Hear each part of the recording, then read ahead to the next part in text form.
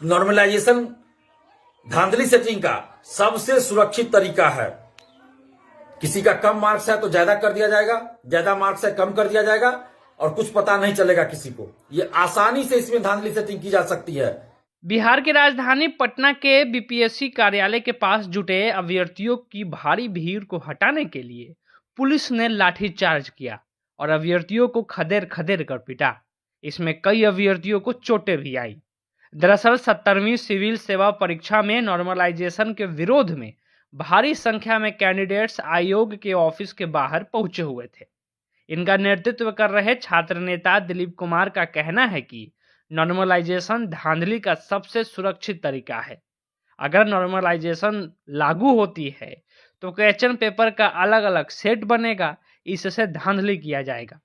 प्रदर्शन कर रहे बीपीएससी के अभ्यर्थियों की मांग है कि आयोग नोटिस जारी कर यह स्पष्ट करे कि नॉर्मलाइजेशन लागू नहीं होगा। अब आपके मन में ये सवाल उठ रहा होगा कि आखिर क्या है ये नॉर्मलाइजेशन, तो इसका जवाब पटना साइंस कॉलेज के असिस्टेंट प्रोफेसर और पूर्व डीएसपी डॉक्टर अखिलेश कुमार ने दी। देखिए, नॉर्मलाइजेशन जो अलग अलग जब शिफ्ट में एग्ज़ाम होता है तो इसको ऐसे समझिए कि जब अलग अलग शिफ्ट में एग्ज़ाम होगा, एक दिन में हो या एक ही दिन के अंदर हो या अलग अलग दिन में हो, तो क्वेश्चन पेपर अलग अलग होगा, ये तय है। जब क्वेश्चन पेपर अलग अलग होता है तो उसमें ऐसा एजम्पशन है और ये होता भी है कि क्वेश्चन का स्टैंडर्ड सेम नहीं होगा। तो उसी को मतलब रेगुलराइज करने के लिए एक प्रोसेस है नॉर्मलाइजेशन, जिसमें कि रेशियो वाइज से रिजल्ट देने का प्रावधान है। अब इसमें है कि जो बीपीएससी को लेकर विवाद चल रहा है, तो इसमें अभी तक बीपीएससी भी खुल के नहीं कही है कि हम नॉर्मलाइजेशन लागू करेंगे या नहीं करेंगे, कैसे करेंगे, नहीं करेंगे। लेकिन जब एक बात सामने आई, एक लेटर डिस्क्लोज हुआ, अब वो लेटर कितना सही है नहीं है, उसमें बोला गया है कि 3 सेट दिए जाएंगे। पहले ये था कि अलग अलग डे में एग्ज़ाम होगा, जब छात्रों की संख्या बहुत होने वाली थी, लेकिन अब छात्रों की संख्या इतनी रह गई है कि एक दिन में एग्ज़ाम कंडक्ट किया जा सकेगा। तब अब है कि एक दिन के अंदर ही 3 अलग अलग सेट्स आएंगे। जब 3 अलग अलग सेट्स आएंगे तो ऑब्वियस है कि सेट्स का स्टैंडर्ड वेरी कर जाएगा। जब वेरी करेगा तो उस हिसाब से वो अपना परसेंटाइल निकाल के जैसे भी होगा उसको करेंगे। अब मेरा ये कहना है, आयोग से आग्रह है कि अगर वो नॉर्मलाइजेशन लागू करती है तो उनको जो सेट फार्मूला है, वो कौन सा फार्मूला को अडॉप्ट करना चाहती है, वो फार्मूला सबके सामने लाना चाहिए और उसके बारे में बताना चाहिए कि इससे छात्रों का ना तो बहुत नुकसान होने वाला है या उस पर ऑब्जेक्शन मांग सकती है। जैसे आंसर की जब जारी करती है तब वो ऑब्जेक्शन मांगती है बीपीएससी, तो उस हिसाब से बच्चे देते हैं कि इसका आंसर ऐसा होना चाहिए और उसमें कई बार परिवर्तन भी होते हैं। तो इस तरह का कोई ट्रांसपेरेंट व्यवस्था लागू नहीं किया गया, ना कोई स्पष्ट कहना है बीपीएससी का कि हम नॉर्मलाइजेशन लागू करेंगे, ना उसका क्या फॉर्मूला उसको भी कर रही है। सब हवा में चल रही हैं बातें। लोग, इस छात्रों को लग रहा है कि नॉर्मलाइजेशन लागू होगा और उस तरह का कोई ऑथेंटिक जानकारी भी नहीं है। तो हम तो ये मांग करेंगे कि अगर नॉर्मलाइजेशन लागू करना है तो आप इसको जो क्या फॉर्मूला है सबके सामने लाइए और उस पर स्पष्ट छात्रों का भी मत आना चाहिए, क्योंकि छात्र हित सबसे बड़ा हित है। और कोई भी आयोग है, अगर छात्र परीक्षा दे रहे हैं तो उसको, छात्रों को ये इकबाल होना चाहिए, अपने आयोग पे भरोसा होना चाहिए कि हम जिस आयोग में परीक्षा दे रहे हैं वो ट्रांसपेरेंट है और वो किसी भी तरह का करप्शन फ्री होकर के एग्ज़ाम को कंडक्ट करेगी। और अगर कहीं भी कोई संशय क्रिएट होगा तो छात्रों के लिए अच्छा नहीं है ये, और हम तो इसमें चाहेंगे कि ट्रांसपेरेंट सिस्टम बने।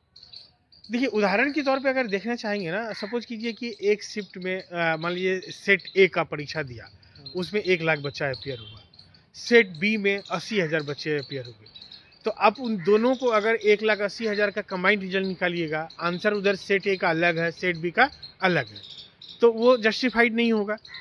अब अगर मान लीजिए 1 लाख में ही अगर आपको मान लीजिए 2,000 रिजल्ट देना है, तो 1 लाख का रेशियो में प्रोपोर्शनेट रिजल्ट देंगे, इधर 80,000 का प्रोपोर्शनेट रिजल्ट देंगे, तो मुझे लगता है कि जस्टिफिकेशन हो जाएगा, उसमें कोई किसी को प्रॉब्लम नहीं आएगा, जो मैं समझ पा रहा हूँ। और इसको एक मैथमेटिकली और ज़्यादा एडवांस तरीके से मतलब फॉर्मुलेट किया जा सकता है। डॉक्टर अखिलेश कुमार ने बताया कि समस्या नॉर्मलाइजेशन से नहीं बल्कि इसके फॉर्मूले से होता है। अगर बीपीएससी की ऐसी कोई तैयारी है तो उसे छात्रों को बताना चाहिए, छात्रों से आपत्तियां मंगानी चाहिए, तब इस तरीके का निर्णय लेना अब ये चाहिए। देखिए, एग्जैक्ट क्या फॉर्मूला है ये पता नहीं है। जैसे अब आप ध्यान दीजिए कि जो जेई मेंस का परीक्षा है, या देश में कई ऐसी परीक्षाएं होती हैं जो अलग अलग शिफ्ट में चलता है, तो वहाँ पे तो ऐसा नहीं देखा गया है कि किसी को लाभ किसी को हानि हो जाएगा। वो उनका एक फार्मूला है, बहुत ही साइंटिफिक फार्मूला है, जिसके आधार पे वो कैलकुलेट करते हैं, जिससे कि किसी को कोई लॉस नहीं होता है। तो अब ये क्या फार्मूला है, ये जब सामने आ जाए तब लोगों को लगेगा, और उसमें छात्रों को मतलब फेवर में लेना चाहिए।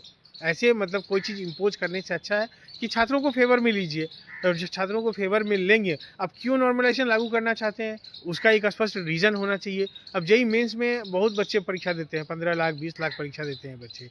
अब जब इस तरह का जब मल्टीपल शिफ्ट में परीक्षा होता है, तब उस कंडीशन में हम लोग को नॉर्मलाइजेशन लागू करना पड़ेगा। उनका अपना एक फार्मूला है, और उस फार्मूला से अभी तक तो कोई ऐसा कंट्रोवर्सी सामने नहीं आया है, लेकिन जब कभी ऐसा कहीं कहीं जब अनसाइंटिफिक नॉर्मलाइजेशन लागू होता है तो प्रॉब्लम होगा। अब क्या एग्जैक्ट है, एग्जैक्ट बात सामने आए तभी इसमें कहा जा सकेगा कि क्या फ़ायदा है कि घाटा है, ये कहना मुश्किल। अभी ऐसा लगता है, बच्चों का एप्रीहेंशन है, जो छात्र बताते हैं हम लोगों को कि किसी को बहुत बेनिफिट हो जाएगा, किसी को बहुत लॉस हो जाएगा। अब मुझे ऐसा लगता है कि अगर एक सही फार्मूला बनाया जाए तो इस तरह की बातें नहीं होगी, लेकिन अब आयोग क्या कर रही है, ये चीज़ें जब सामने आएगी तभी हम लोग उसमें कुछ एक्सपर्ट कमेंट दे पाएंगे। पटना से लोकल 18 के लिए सच्चिदानंद की ये रिपोर्ट।